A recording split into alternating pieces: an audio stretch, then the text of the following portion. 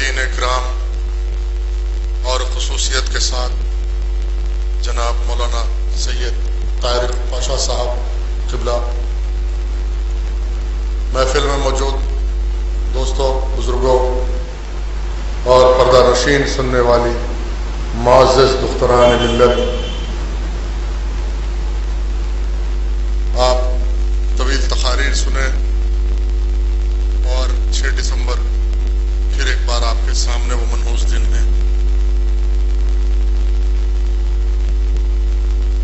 24 साल के बाद 24 साल की जिद्दोजहद और आज हम कहां खड़े, ये समझिए कि अब वक्त आ गया कि आज से 24 साल पहले जब बाबरी मस्जिद शहीद हुई थी, मेरी उम्र उस वक्त 22 साल 23 साल थी और मैं ये समझता हूं कि उस 6 दिसंबर 1992 जो मुझ पे गुजरा,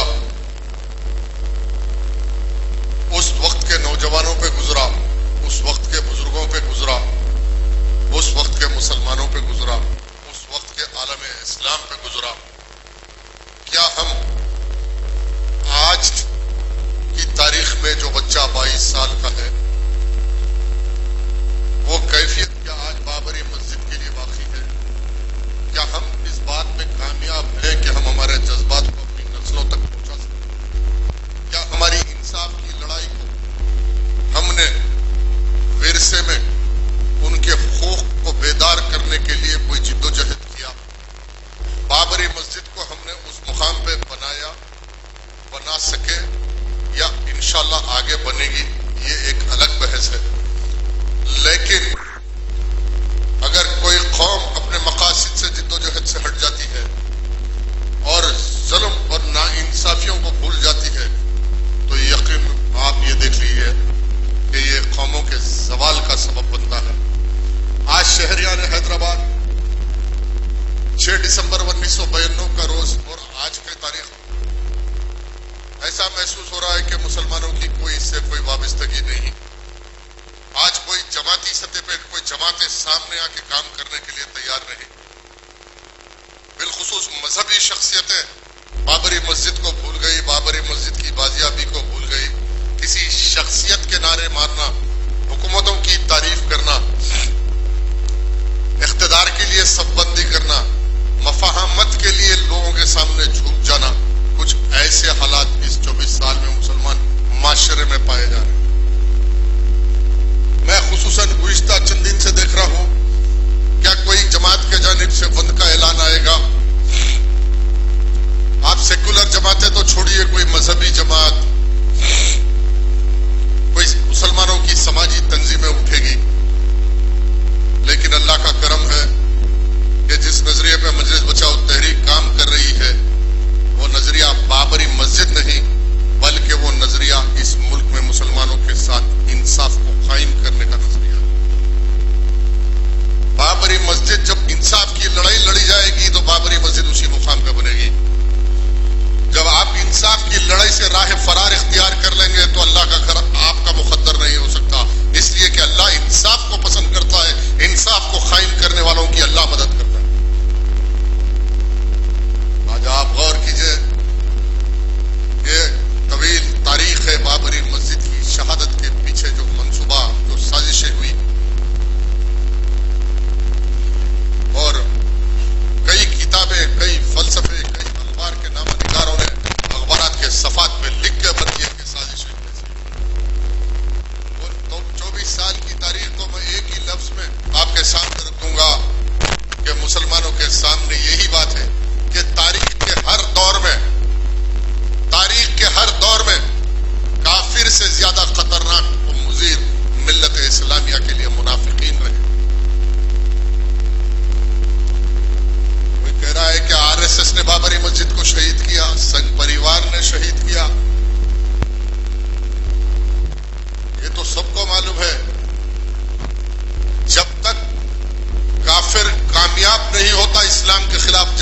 मुनाफिक काफिर की मदद नहीं करता।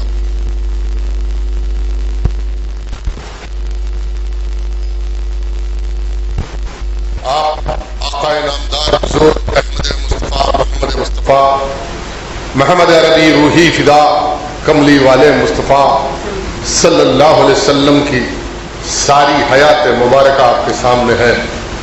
मायूस होने की जरूरत नहीं। मक्की जिंदगी और मदनी जिंदगी आपके सामने है। शोबे अबू तालिब आपके सामने है। मुनाफिकों का रोल आपके सामने है। अब्दुल्ला उबे की शक्ल में तारीख के हर दौर में इस्लाम के खिलाफ अब्दुल्ला बिन उबे आते रहेंगे, मुनाफिक आते रहेंगे।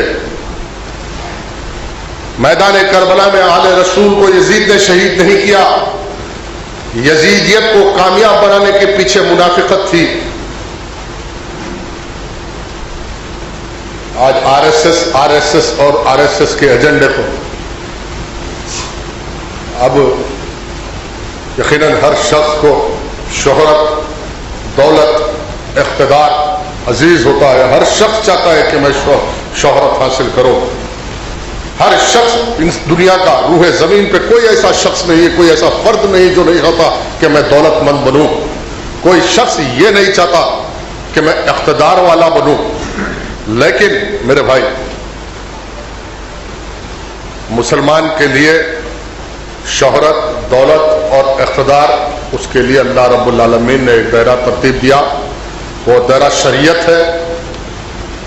और दौलतमंद बनना है तो शरीयत के दायरे में है कि दौलतमंद बनना है। इज्जत कमाना है, शोहरत हासिल करना है तो नेक बनना होगा। शरीयत के दायरे में रह के मकबूल होना होगा। इख्तिदार हासिल करना है तो दायरे शरीयत को अल्लाह ने कायम किया। लेकिन आज दौरे हाजा नहीं, तारीख है कि लोगों ने मुसलमान की शक्ल में मुनाफिकत करते हुए शरीयत के दायरे को पामाल करके इख्तिदार हासिल किया, दौलत हासिल किया, मकबूलियत हासिल किया, हर वो चीज हासिल किया। लेकिन वो तारीख में तारीख साज नहीं हो सके। लेकिन तारीख बड़ी बड़ी है मेरे असलाफ से, जिसने शरीयत के दायरे में रहकर यहूदियों पे गालिब हुए, बैतुल मुक़द्दस को हासिल किया, तो सलाउद्दीन अय्यूबी की शक्ल में आज दुनिया उनको याद करती है। नूरुद्दीन जंगी की शक्ल में आज दुनिया तारीख में ऐसा मुजाहिद और ऐसा कमांडर पेश नहीं कर सकती। आज आरएसएस आरएसएस आरएसएस आरएसएस आप जिस मुसलमान की जबान पे सुनो। मैं पूछना चाहता हूं, आप कितना आरएसएस के बारे में जानते? मैं पूछना चाहता हूं, कई पढ़े लिखे बच्चे जब मिलते हैं, पूछता हूं मैं, तो याद रखो, जब तक दुश्मन को और दुश्मन की ताकत को और दुश्मन के जहन को आप नहीं समझोगे तो दुश्मन से आप मुकाबला नहीं कर सकते। आज वक्त की अहम जरूरत है मुसलमानों के। हिंदुस्तान में आरएसएस के एजेंडे को समझना होगा, आरएसएस के फलसफे को समझना होगा, उनके नजरिए को समझना होगा, उनके तरीक़ेकार को समझना होगा, उनकी प्लानिंग को समझना होगा। आज कोई लीडर इस पे मुसलमानों को बेदार करने के लिए नहीं, बल्कि तमाशा, ऐसे हालात में नारेबाजी से मुकद्दर नहीं समझते मेरे भाई। कोई तरीक़ेकार को तरतीब देना होगा। मैं यकीन दिलाता हूं आप तमाम हज़रात से, तहरीक जिस सिमत पे काम कर रही है, जिस रुख पे काम कर रही है, इंशाअल्लाह ताला मैं और मेरे रुफ़ा आज हम जहन होके जो काम कर रहे हैं तहरीक के लिए, अल्लाह से उम्मीद है कि आरएसएस का मुकाबला अगर कोई करते हुए नजर आएगा तो मजलिस बचाओ तहरीक और उसको शिकस्त सबब हिंदुस्तान में मैं हैदराबाद नहीं, मैं तेलंगाना नहीं, इंशाअल्लाह अल्लाह से तवक्को रखता हूं कि अल्लाह रब्बुल आलमीन हमको वो वसाइल दे, वो ताकत दे, वो सलाहियत दे, वो शुजाअत दे कि हिंदुस्तान में आरएसएस के जवाल का सबब मुसलमानों की और मुसलमानों की तंजीम का नाम होगा तो मजलिस बचाओ तहरीक का होगा।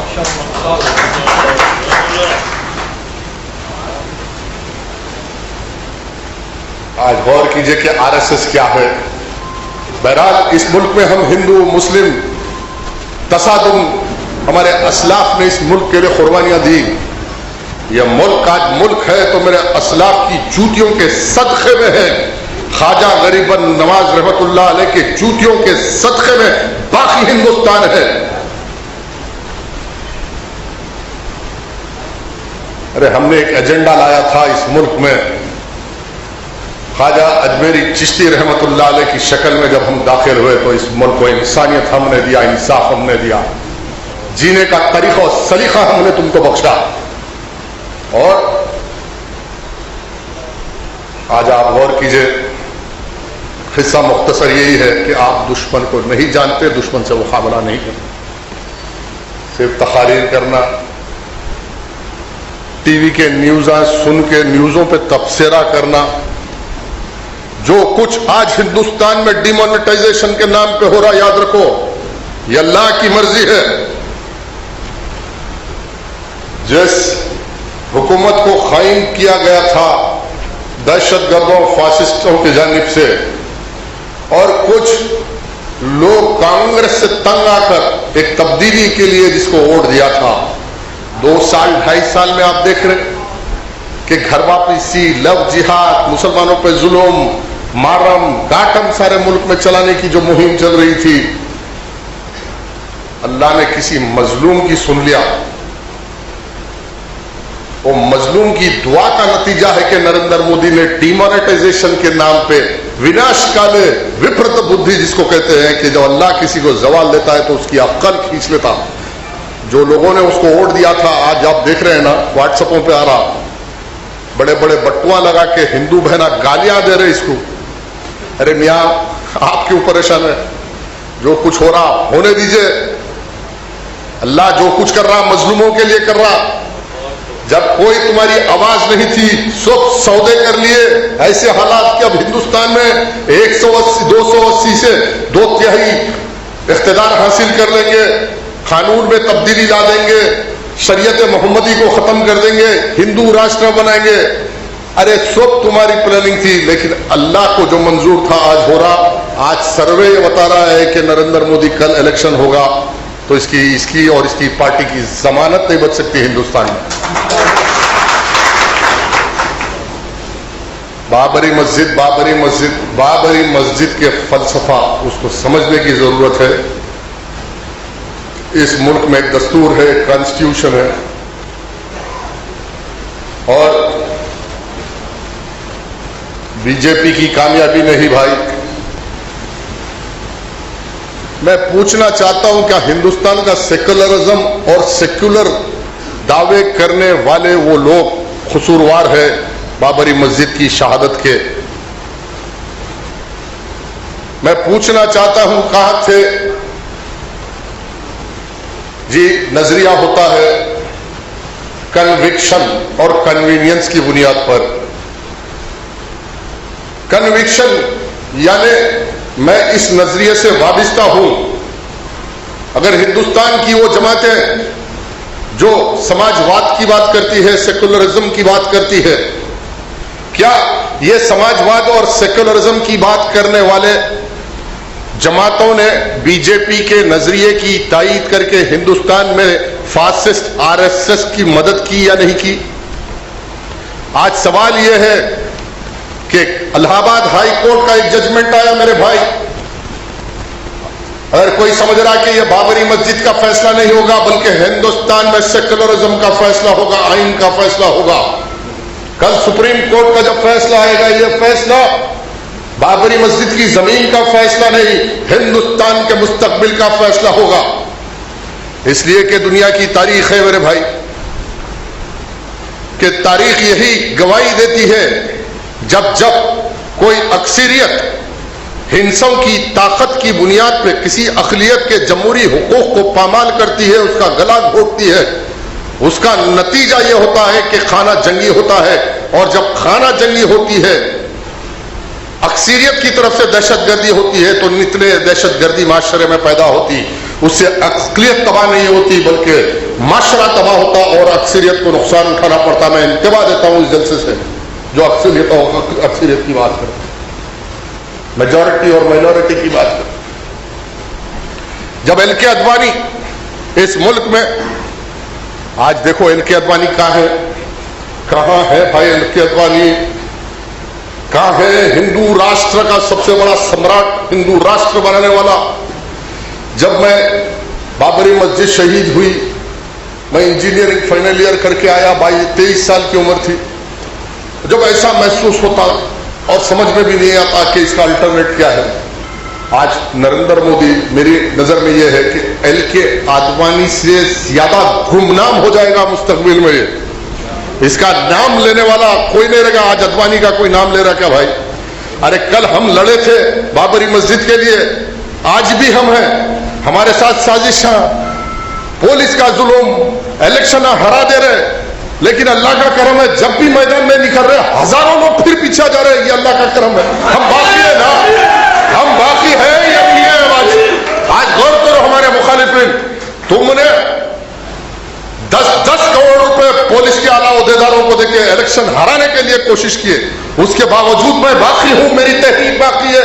इसलिए बाकी है कि मैं हक के लिए और मजलूम मुसलमानों के लिए इस मुल्क में आइन के मुताबिक इंसाफ के लिए जिद्दोजहद कर रहा हूं। मैं बाकी रहूंगा, मैं खत्म नहीं हो सकता। अरे मैं खत्म हो जाऊंगा तो कल ये बच्चा हबीब तहरीक चलाएगा, इब्राहिम भाई चलाएंगे, ज़ईद ताहिर भाई चलाएंगे, ये राशिद हाशमी चलाएंगे। तहरीक जब तक हक की बात करती रहेगी खत्म नहीं हो सकती। एलके आडवाणी सारे मुल्क में एक यात्रा निकाला और यूट्यूब पे आप जाके देखो, उसकी तकारीर है। उसने उस तकरीर में कहा था कि इस मुल्क में राम जन्म भूमि के मसले में हम हिंदुस्तान के आइन को नहीं मानते, सुप्रीम कोर्ट को नहीं मानते। कांग्रेस के हुक्मरान थे, बड़ी बड़ी पार्टियां, सेक्युलर पार्टियां थी, किसी ने यह मुतालबा नहीं किया कि यह देशद्रोही है, इसको गिरफ्तार करो। जिसने कानून को मानने से इनकार कर दिया वही देशद्रोही, जिसने कानून को तोड़ा वो मुल्क का दुश्मन, जिसने इस मुल्क के सुप्रीम कोर्ट की गरिमा तोड़ी वो टेररिस्ट। लेकिन किसी ने नहीं कहा कि एलके आडवाणी को अरेस्ट करो, ये देशद्रोही है। सारे मुल्क में इस दहशतगर्द ने तमाशा रचा दिया, मासूमों का खून बहा दिया गया, कश्मीर से लेकर कन्याकुमारी तक, गांधी नगर से लेकर अयोध्या तक खून बहता रहा। आज कांग्रेस जो दाढ़ी वाले दिखे बिया टोपी पहन के बाजू उठा जाओ, ये बताओ कि मुसलमान हमारे साथ है। वाह, ढूंढ ढूंढ के निकाल रहे, कहीं से कोई मुसलमान आता क्या चलो हमारे साथ ठहर जाओ। जब तक कांग्रेस पार्टी वो अपने सेक्युलरिज्म को रीडिफाइन नहीं करती और इस मुल्क में सेक्युलर कॉन्स्टिट्यूशन के मुताबिक इस मुल्क के हिंदू, मुसलमान, सिख, पारसी तमाम लोगों के इंसाफ और हुकूक की बात नहीं करती, वो कांग्रेस पार्टी हिंदुस्तान में फिर से इक़्तिदार हासिल नहीं कर सकती। जिसका नजरिया ये था और जिस जमात के लिए मौलाना अब्दुल कलाम आजाद ने कुर्बानी दी, उस कांग्रेस सहूलत की सियासत, पॉलिटिकल कन्वीनियंस कि हमारी हिंदू लॉबी खराब हो जाएगी, मुसलमानों की ज्यादा बात करें तो एक आंटनी रिपोर्ट आती कांग्रेस की कि ये ज्यादा मुसलमानों के ताल्लुक से हमदर्दियों की बात करने से मुस्लिम अपीजमेंट और मुस्लिम अपीजमेंट की बुनियाद पे हिंदू मुतासिर हो जाएगा, मुखालिफ हो जाएगा। इसे कहते हैं प्रैग्मेटिक कम्युनलिज्म, हिकमत के साथ फिरका परस्ती, जिसके सबब आज कांग्रेस की जो हालत है ये सिर्फ उनकी प्रैग्मेटिक कम्युनलिज्म का नतीजा है। ये समझ रहे कि मैं यात्रा निकाल लूंगा, मैं धरना देने से आ जाऊंगा पावर में। ना धरने इख्तिदार में ला सकते, ना यात्रा ला सकती, जब तक तुम अपना महासभा करके तुम अपने नजरिए को फिर से रीडिफाइन करके इंसाफ और सेक्युलरिज्म पे कायम नहीं होते। जहां तक रही सवाल अब ये दो भाइयों की, अब ये तो बंदर का खेल बहुत जमाने से चल रहा। मजलिस इत्तेहाद उल मुस्लिमीन आपकी और मेरी मताए अजीज है, हमारे इस्लाफ की जमात है। तहरीक और बानी तहरीक और तहरीक के कायदीन ने कभी ये नहीं कहा कि हम मजलिस इत्तेहाद उल मुस्लिमीन की मुखालिफत करते। जो नजरिया मजलिस इत्तेहाद उल मुस्लिमीन का मेरे इस्लाफ ने कायम किया, मरहूम कायद मिल्लत ने कायम किया, आज तहकीक ये बताती है कि कई तारीख में जमातें खत्म हो गई और जमातें ऑर्गेनाइजेशन जब खत्म हो गए, तहकीक करने वालों ने तहकीक करके ये एहसास किया कि जिस जमात में, जिस तहरीक में, जिस अंजुमन में, जिस ऑर्गेनाइजेशन में नजरिया दूसरी दर्जे पे आ जाता है और शख्सियतें अव्वल दर्जे पे आ जाती है, वो जमातें और तहरीकें व अंजुमनें चल नहीं सकती। In any organization when the ideology becomes secondary and the individuals becomes primary, that organizations are not going to last for long. आज मजलिस इत्तेहादुल मुस्लिमीन का वही हाल है जो कांग्रेस का है। हम यही समझ रहे थे कि राजीव गांधी जब इख्तियार में आए थे तो ये कांग्रेस की ऐसी हालत आज होंगी कोई सोच नहीं सकता था। आज ये मत समझो कि आज ये इख्तियार पे जो खेल खेल रहे दोनों भाई, एक वक्त ऐसा आ जाएगा जो राहुल गांधी आज दौर से गुजर रहा, उससे बदतर दौर से ये दोनों भाई हैदराबाद छोड़ के भाग जाएंगे। आप लोग, मैं रहूं ना रहूं, ये आप लोग देखेंगे। तहरीक कल भी अपने नजरिए पे पाबंद थी, आज भी पाबंद है। इस मुल्क में हम राम मंदिर की मुखालिफत नहीं करते।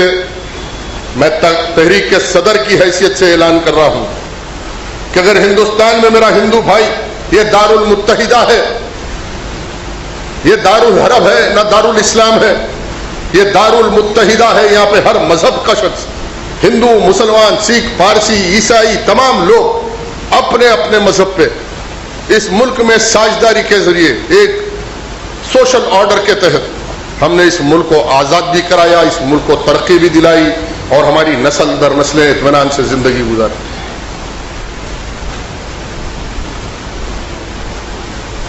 आप अयोध्या में बनाओ राम मंदिर, आपकी मर्जी के मुताबिक बना लो, लेकिन अगर यह शर्त है कि बाबरी मस्जिद के मुकाम पर राम मंदिर बनोगी तो इस पर कोई कॉम्प्रोमाइज किसी से नहीं किया जा सकता। हम राम मंदिर की मुखालिफत में नहीं, हम बाबरी मस्जिद पे मंदिर बनाने के मुखालिफ है। इलाहाबाद हाई कोर्ट का जजमेंट आया मेरे भाई, हिंदुस्तान के आइन की धज्जियां उड़ा दी गई, सेकुलरिज्म खत्म हो गया।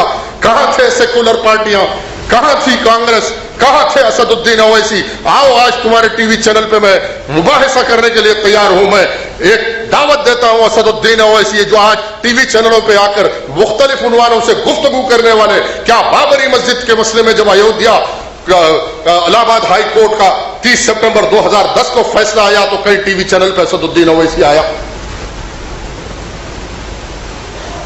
आज पूरे मीडिया की डार्लिंग बन गए। एबीपी, नरेंद्र मोदी अभी अफगानिस्तान से निकल के पाकिस्तान नवाज शरीफ के घर चाय पीने उतर रहा, सबसे पहला रिएक्शन असदुद्दीन। अरे वाह, बहुत अच्छा मैनेजमेंट है मियां, ऐसा दिख रहा है ये तो दुनिया में यहूदियों का जैसा मैनेजमेंट रहता वैसा मैनेजमेंट चल रहा। पीआर रिलेशन 2010 30 सितंबर को जजमेंट आया। मैं इस जलसे के जरिए इंतबा दे रहा हूं तमाम सेकुलर पार्टियों का जो ठोंक रचा रहे मुल्क के अंदर सेकुलरिज्म का, सिर्फ मुसलमानों के वोट लेने के लिए। या तुम्हारी जमात और तुम्हारा नजरिया सेकुलरिज्म है, या मुसलमानों को बेवकूफ बना के सेकुलरिज्म के नाम पे वोट लेना और इख्तियार हासिल करना और अपने मफादात को मुकम्मिल करना तुम्हारा नजरिया है। जब जजमेंट आया, बड़े इंतजाम किए गए हिंदुस्तान में, पूरा 144 सारे मुल्क में। ऐसा क्या टेररिज्म है भाई? इस मुल्क में एहतजाज करने का भी हक नहीं। मेरा फंडामेंटल राइट है मैं एहतजाज करूं, मेरे हुकूक जब हासिल नहीं होते। इस मुल्क के हर फर्द का जमहूरी हक है सारे मुल्क में। और एक कमिश्नर था हैदराबाद का, एक खां, ये जो इख्तिदार पे रहते एमएलए एमपी उनका चमचा बन के काम करता। ये सारे मुल्क में दहशतगर्दी, flag march, task force, paramilitary forces, मुसलमान बस्तियों में हंगामा, कोई घर के बाहर नहीं निकलना। क्या बोले तो बाबरी मस्जिद का फैसला आ रहा, राम जन्मभूमि का, आखिर आने वाला क्या है फैसला? सारे परेशान है, तनाव बना हुआ है सारे मुल्क में। मुसलमान रात को सो नहीं सक रहा कि क्या हालात होने वाले पैदा है कि 6 दिसंबर 1992 के बाद बाबरी मस्जिद मेरी शहीद हुई और फिर मैं टेररिस्ट, मुझको गोलियां मार दिए गए, मेरे दुकाना लूट लिए गए, मेरे घर लूट लिए गए, मेरे बहनों की आबरूओं को लूट लिया गया। यह निजाम इंसाफ, यहां का सेकुलरिज्म, यहां का आइन, यहां का कानून, परेशान लोग के क्या फिर 6 दिसंबर दोहराई जाती क्या हिंदुस्तान में? कहां थे असदुद्दीन ओवैसी आज जो बड़े बड़े टीवी चैनलों पे आके डिबेट करने वाले? आज भी चैलेंज करता हूं, अगर तुम में ईमान का 40वां हिस्सा बतौर ज़कात और खैरात मयस्सर है, जो टोपी सर पे नाले ने पाक की रख के फिरने वाले असदुद्दीन ओवैसी, अगर तुमको उस नाले में पाक का एहतराम है, ईमान बाकी है, तो जाओ कल पार्लियामेंट में तुम टीवी चैनलों पे आके जस्टिस डीवी शर्मा और जस्टिस गुप्ता, जिसने हिंदुस्तान के आइन की शपथ लेके हिंदुस्तान के आइन की अजमत की, उसके इंपीचमेंट के लिए पार्लियामेंट में तुम एक मोशन पेश करो, पार्लियामेंट में बिल पेश करो। मैं कहूंगा तू मुसलमान है। यार मेरी बात गलत है तो कोई उठो बोलो।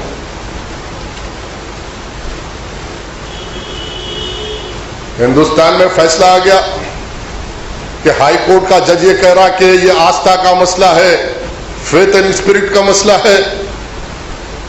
पिटीशन है टाइटल सूट की, पार्टीशन सूट करके दे रहे। उसके बाद कोई जज पे कानून नहीं है क्या? इलाहाबाद हाई कोर्ट या किसी हाई कोर्ट का जज आइन से ऊंचा है, आइन से ऊपर है? या तो ये इस बात का ऐलान कर दो कि मैं मुतमईन हो जाऊंगा कि हां भाई ये आइन से ऊंचा है, आइन और कानून इसका कुछ नहीं कर सकता। पार्लियामेंट में कोई कम्युनिस्ट पार्टी या कांग्रेस पार्टी या समाजवादी पार्टी या कोई सी पार्टी ने नहीं उठा, जबकि तारीख बताती है कि पार्लियामेंट में इंपीचमेंट मोशंस हुए। कलकत्ता कोर्ट में एक हाई कोर्ट के जज थे, जस्टिस बनर्जी। जज बनने से पहले किसी मुकदमे में एडवोकेट कमिश्नर थे। एडवोकेट कमिश्नर की हैसियत से उन्होंने अमानत में खयानत कर दी, तो कम्युनिस्ट पार्टी वालों ने उठे और उनके खिलाफ एहतजाज शुरू करा ऐवान पार्लियामेंट में। किसी मुकदमे में एडवोकेट कमिश्नर की हैसियत से अमानत में खयानत करने के बाद ये जज नहीं बन सकते।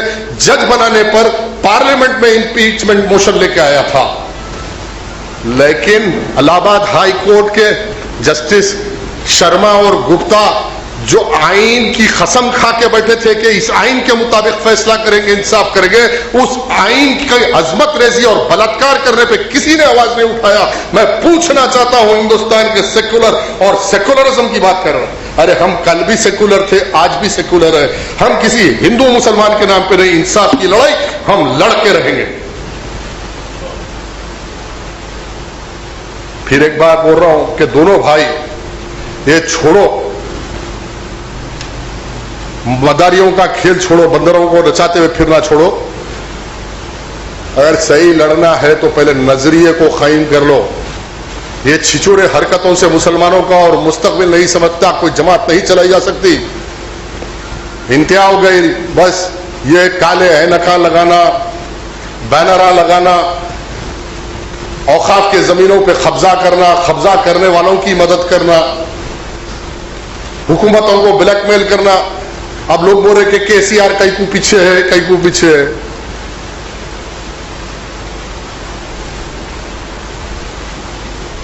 केसीआर को एक लफ्ज में यह बोल सकते कि ये पॉलिटिकल फॉक्स है, ये सियासी लोमड़ी है जो सोनिया गांधी से लेके यहां तक हालात के मुताबिक लचकदार सियासत करके यहां तक आ गया। अब हर डिस्ट्रिक्ट में 15%, 20% मुसलमान है और ये दोनों की डुगडुगी है कि हर डिस्ट्रिक्ट में जाएंगे, तमाशा मनाएंगे और फिर मशाइखीन का एक तांता अपने मफादात के लिए इनके साथ है, उलमा का एक तांता अपने मफादात के लिए इनके साथ में है। मजलिस अमल के नाम पे एक प्लेटफॉर्म लगाएंगे और गाली गलौज करेंगे, इससे मुखालिफ सियासी ताकतों को फायदा होगा और मैं हार जाऊंगा। ये ख्यालात केसीआर और उसके लोगों के है कि ये दो बंदरों को हम छेड़ना नहीं चाहते। बहरहाल जहां तक बाबरी मस्जिद का सवाल है मेरे भाई, वक्त खत्म हो रहा जलसे का। 6 दिसंबर 1992 मुल्क में दहशतगर्दों ने कानून को तोड़ा था। 30 सितंबर 2010 के दिन इस कानून के रखवाले मुअज़्ज़िज़ जजों ने इस कानून की धज्जियां उड़ा दी। अब देखना यह है कि आज भी हम बाइत्मीनान हैं, हम हर उस कानून के साथ है। ये ऐलान है मुसलमानों का हिंदुस्तान के, हम हर उस कानून के साथ है जो कानून के मुताबिक इंसाफ करेगा।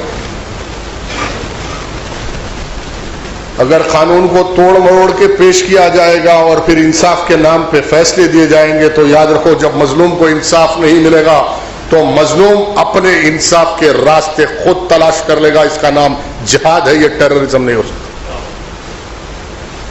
जिहाद और टेररिज्म में फर्क यह है, टेररिज्म उसे कहते हैं जो समाज और समाज में कायम करदा कवानीन को तोड़कर समाज को दहशतगर्द करे, आतंकित करे, टेरराइज करे, इसको टेररिज्म। इस्लामी फलसफे जिहाद वो है कि जहां कायम करदा निजाम और निजाम के नाम पे मजलूम को इंसाफ ना मिले और मजलूम पे जुल्म हो, उस मजलूम की आवाज और उस मजलूम की जिद्दोजहदी जिहाद है। हर जालिम अपने जुल्म को छुपाने के लिए मजलूम को कसूरवार ठहराता है। इंशाअल्लाह अल्लाह रब्बुल आलमीन से मेरी उम्मीद है कि यह बीजेपी की हुकूमत ज्यादा दिन रहने वाली नहीं। बड़ी कोशिशें की जा रही है कि इस मुल्क को हिंदू राष्ट्र बना दे। नरेंद्र मोदी और नरेंद्र मोदी की जानिब से जो डिमोनेटाइजेशन का सिलसिला चल रहा, तहरीक ने अपने मौक़िफ़ को वाज़े कर दिया अखबारात के जरिए, व्हाट्सएप पे इंटरव्यूओं के जरिए। आज ब्लैक मनी, काला धंधा, भाई आप गौर कीजिए, इस मुल्क में आज अपोजिशन फेल हो चुकी।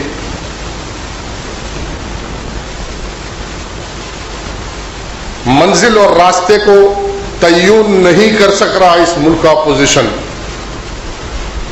ना उनकी मंजिल सेकुलरिज्म इंसाफ नहीं है, ना गरीब की लड़ाई है, ना मजलूम की लड़ाई है, और इनको रास्ता नहीं मालूम है कि मंजिल तक कैसे जाना। हर कोई ये समझ रहा है कि ऐसी ही चलते रहेगा और एक दिन अवाम थक के मुझको वोट देगी, मैं इख्तिदार पे आ जाऊंगा। आज सेकुलरिज्म और समाजियत, सोशलिज्म जो हिंदुस्तान का था, इस बीजेपी वालों ने, इस आरएसएस वालों ने, आरएसएस के थिंक टैंक वालों ने पूरा डिजाइन करके जो काम किया, ये आरएसएस अगर किसी के जेरे निगरानी चल रहा है तो ये तेल अवीव और मुजाद के जरिए चल रहा है। सारे आलम में जो इस्लाम के खिलाफ जो साजिशें हैं और जो मुहिम चल रही है इस्लाम के खिलाफ, उसकी एक अटूट कड़ी हिंदुस्तान में आरएसएस है। इस आरएसएस की कहीं कोई ऐसी तारीख आपको कोई दे नहीं सकता जो हिंदुस्तान की आजादी के लिए किसी आरएसएस वाले ने या दीनदयाल उपाध्याय ने या गोलवारकर ने या सावरकर ने हिंदुस्तान की आजादी के लिए लड़े। इसके बरक्स इस मुल्क में जहां भगत सिंह का नाम आता है वहां अशफाकुल्लाह खां का नाम आता है। जहां पाकिस्तान से मुकाबला आया हुआ तो हवलदार अब्दुल हमीद का नाम आता है, ब्रिगेडियर उस्मान का नाम आता है। आज हमसे वफादारी की गुफ्तगू और ये डिमोनेटाइजेशन, ये गुजराती गैंग का एक माफिया हिंदुस्तान में आरएसएस को फंड्स मुहैया करने के लिए, मैंने रोज़े अव्वल ही तहरीक की जानिब से इस बात को वाजे कर दिया था। कुछ अखबार वालों ने छापे, कुछ अखबार वालों ने नहीं छापे। आज ये मुल्क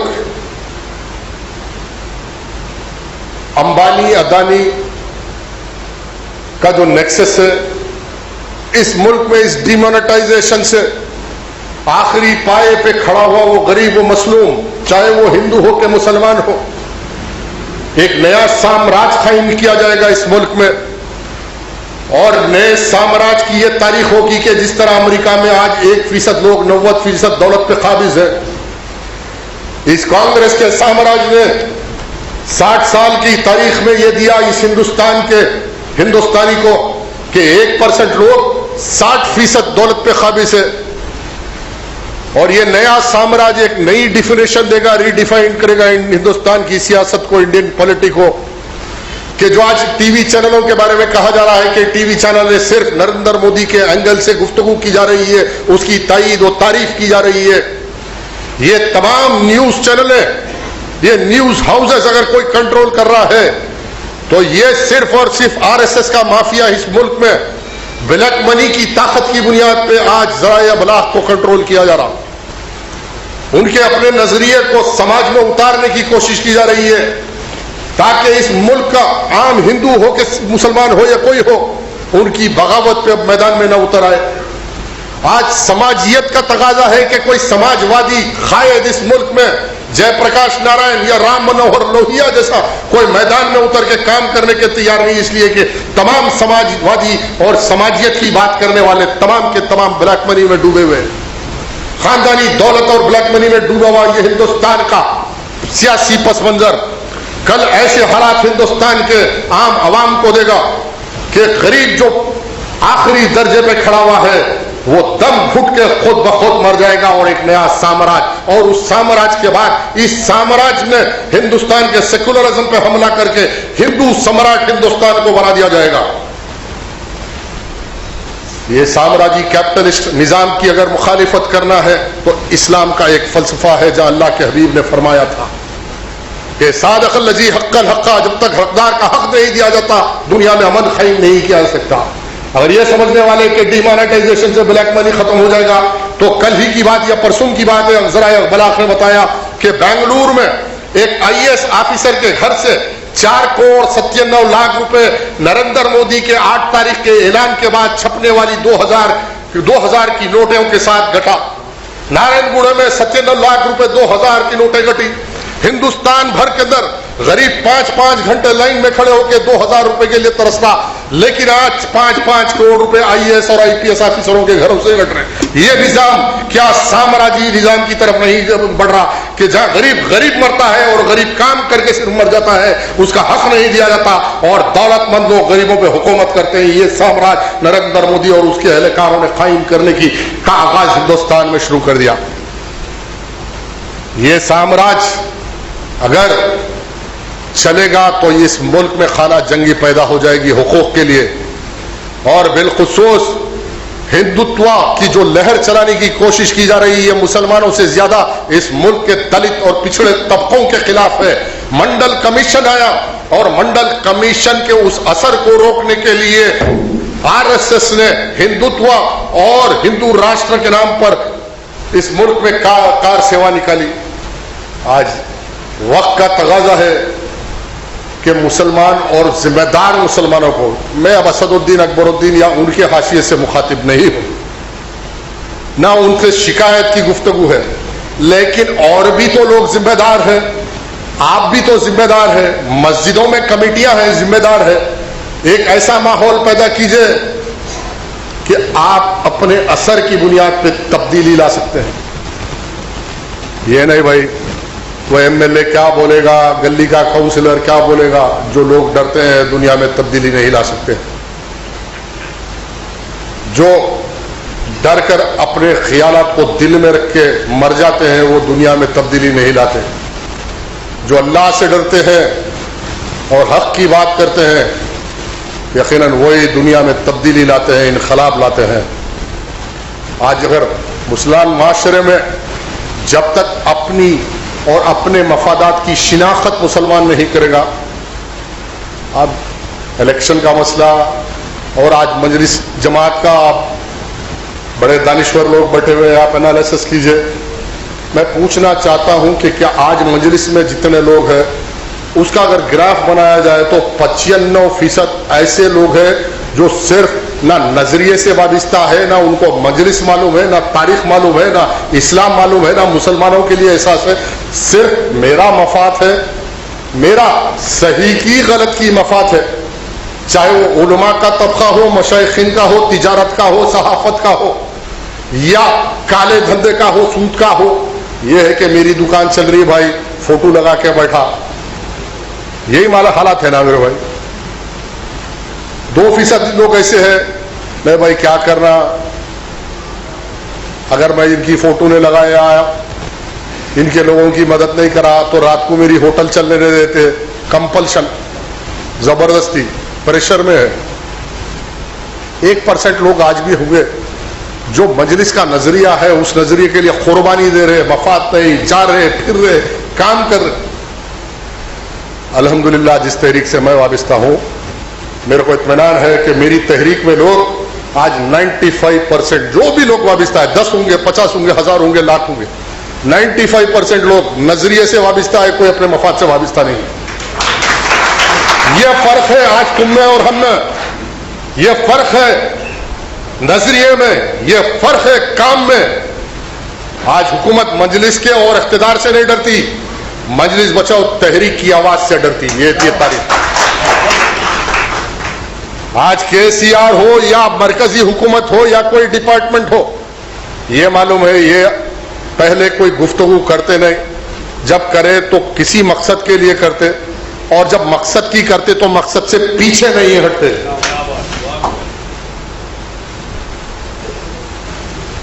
अब मकबरों के जरिए, पुलिस के जरिए परेशान किया जा रहा तहरीक के कारकुनों को कि तहरीक में क्यों काम करते, क्या मिलने वाला है, अब सब खत्म हो गया,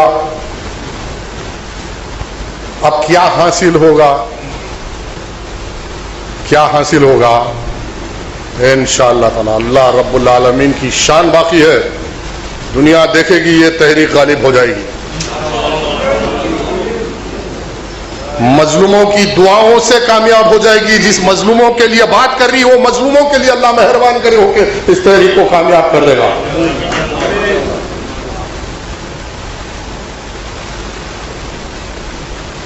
औकाफ का मसला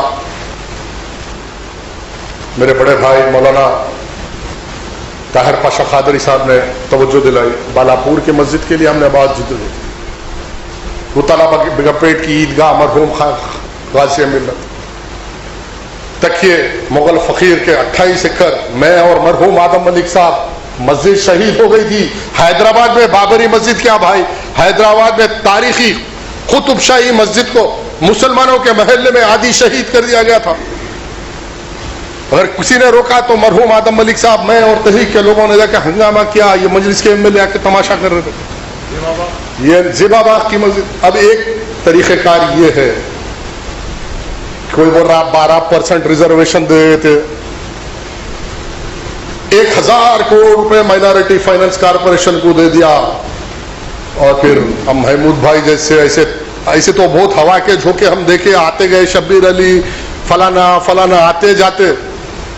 हमारी लड़ाई गवर्नमेंट से हमेशा रहती, आखिरी सांस तक रहती। इख्तिदार के लिए तो नहीं जा रहे ना, एमएलए बनना, एमपी बनना, ये नजरिया नहीं है। अपने मकसद पे कायम रहना और अल्लाह उसके हबीब के लिए मजलूम मुसलमानों के हुकूक की आवाज उठाना, हुकूक हासिल करना। माइनॉरिटी फाइनेंस का तमाशा, ये सब तमाशे नहीं। इंशाअल्लाह आप इंतजार कीजिए, बहुत जल्द तरतीब देंगे एक प्रोग्राम को। तेलंगाना में आज 5 लाख करोड़ रुपए की औकाफ की इजाजत है। अब बोल रहे कि औकाफ बोर्ड बना लेंगे, चेयरमैन बना लेंगे, ठीक है, मल्लप्पा की खीरें बनाओ, देखेंगे। पूरे इनके घर के लोग रहेंगे, आखिरी में फाइल ले जाके असदुद्दीन को दिखाएंगे, क्लियरेंस लेंगे, मामले चलते रहेंगे असदुद्दीन के औकाफ में।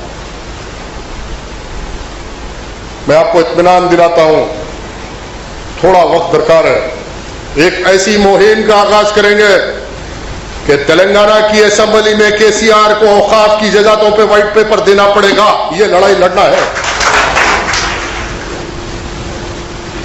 4 लाख करोड़ की औकाफ की इजाजत का एक एक रुपए का हिसाब लूंगा इंशाअल्लाह। ये लड़ाई तहरीक के साथ साथ इस मुल्क के दिगर जमातों के लोगों से मैं राब्ते में हूं, जो मुसलमानों से हमदर्दी रखते हैं, मुसलमानों का हक देना चाहते हैं और मुसलमानों की इस लड़ाई में साझेदारी करने के लिए तैयार है। उन तमाम जमातों से, वो दलितों की जमात है, हरिजनों की जमात है, गिरिजनों की जमात है, जो इंसाफ के लिए लड़ रही, आज तमाम इंसाफ के लिए लड़ने वाली मुत्तहिद होकर कल औकाफ के 5 लाख करोड़ रुपए की असासों का एक एक रुपए का व्हाइट पेपर तेलंगाना की ऐवान असेंबली में मिनिस्टर केसीआर, केटीआर, महमूद अली साहब सबको देना होगा। हम खामोश नहीं बैठेंगे, अब बहुत हो गया। जब 5 लाख करोड़ रुपए के असासे जिस कौम के है, जिस तेलंगाना में मुसलमान 1 करोड़ है, 80 लाख है, 5 लाख करोड़ के असासे और आज मुसलमान परेशान। इसलिए कि मुसलमानों की, जैसा कि मैंने अपने तकरीर के तमीदी कहा कि कोई नजरिया नहीं है, शख्सियत की बुनियाद पर चलने वाली जमातें मुसलमानों की अजीम लड़ाई नहीं लड़ सकती। मुसलमानों के अजीम मफादात की लड़ाई कोई लड़ सकता है तो मुसलमानों के मफादात को समझने वाली जमातें वो तहरीकें लड़ सकती है। मेरी अपील है कि आप तमाम हजरात बाअसर लोग हैं, कोई ये मत समझो कि मैं कमजोर हूं, मैं क्या कर सकता हूं। अरे हमको कमजोर समझे थे तो गुज़िश्ता इलेक्शन देखे ना, गुज़िश्ता इलेक्शन या खुद पूरे का दुनिया देख ली ना, कमजोरा कैसा लड़ते। कमिश्नर, डिप्टी कमिश्नर अरेस्ट करके पुलिस लॉकअप में 1 बजे रख के पोलिंग बूथों पे मार के जीतना पड़ा, फिर इलेक्शन तो होता नहीं। अब सुनने में आ रहा है कि डिजिटलाइज इलेक्शन हो जाएगा, जैसा डिजिटल इंडिया है, इलेक्ट्रॉनिक वोटिंग मशीन आ जाएगी, बायोमेट्रिक रहेगा, थंब मारेंगे और उस पर इलेक्शन होगा। अगर वैसा इलेक्शन हो गया तो याद रखो तहरीक का एमपी हैदराबाद से जीत जाएगा। वैसा इलेक्शन हो जाएगा तो मुझको भी लड़ने की जरूरत नहीं है। ताहिर साहब तहरीक के नाम पर, तहरीक और तहरीक की खिदमत पर बुजुर्ग लोग भी जीत जाएंगे इलेक्शन। अपने दुश्मन को समझने की कोशिश कीजिए। एक तरफ काफिर है, एक तरफ मुनाफिक है, और काफिर से ज्यादा नुकसानदेह और मुज़िर मुनाफिकीन रहे इस्लाम के लिए। आज हमारी सफ़ों में रहकर अब कुछ लोग हैं, भाई क्या इधर मिलता तो जाता हूं, उधर मिलता तो जाता हूं। मैदान करबला में भी यही हुआ था मेरे भाई। यजीद की अशरफियों पे बिकने के सबब आले रसूल की शहादत हुई थी। मेरी अपील है कि 6 दिसंबर के बंद को ज्यादा से ज्यादा, बिलखुसूस मैं ताजिर हजरात से गुजारिश करता हूं, बिलखुसूस मदीना मार्केट, चार मीनार, मेवे की बंडियों पे खड़े होकर मेवा बेचने वाले उस गरीब मुसलमान से मेरी अपील है कि एक दिन अल्लाह के लिए अपनी बंडी ना लगाओ, लगाना है तो 6 बजे के बाद लगा लो। एक दिन बाबरी मस्जिद के इस एहतजाज में अगर शामिल ना हो गए तो पैगाम ये जाएगा कि मुसलमान अल्लाह के घर से और बाबरी मस्जिद से कोई ताल्लुक अब बाकी नहीं रह गया। अपने महल्लों की मस्जिद कमेटी से ऐलान कीजिए, जो लोग बाअसर है मसाजिद कमेटी में, और उस दिन मसाजिद में खुसूसी दुआओं का एहतमाम कीजिए। लाउड स्पीकरों से सारी दुनिया को सुनाइए, जिस तरह हम सारी दुनिया को अज़ान सुनाते हैं उस तरह सुनाइए कि हम बाबरी मस्जिद के लिए आज भी दुआ गो हैं और अल्लाह के बारगाह में हम आज भी रुजू हैं।